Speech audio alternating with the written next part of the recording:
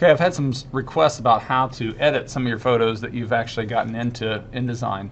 And so you don't have to actually go to the original and then reinsert it. You can work right in through InDesign. So I'm going to just give you a quick example here. I'll go to File and Place. And I want you to understand and remember that we need to keep all of our assets, all of our pictures in one folder. And so I've got an InDesign example folder, and then I have this one photo here. So obviously it's a little bit bigger than what it needs to be, and so I can right click and go to fitting and fill frame proportionally, and now it puts it in there. Now let's say that this is not the best lighting, and it's not bad, but let's just say that we wanted to work on it a little bit. So what we would need to do is just right click on it, and there's two different choices here: edit original or edit with. And I want to edit with, and I'm going to edit with Adobe Photoshop.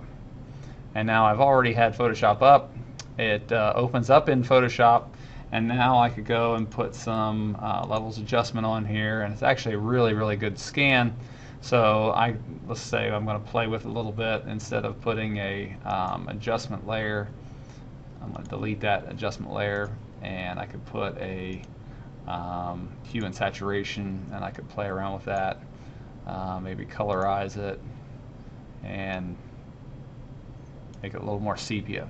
So now what I want to do is I just need to save it. So if I go to File, Save As, it's going to save it as a Photoshop document because I've added some complexity to this file. I've added this adjustment layer.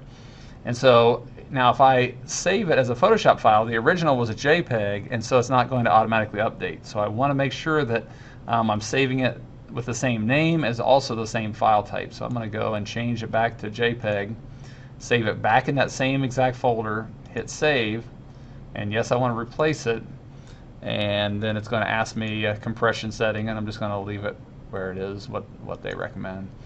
And then if I minimize Photoshop, you can see that it automatically updates into InDesign.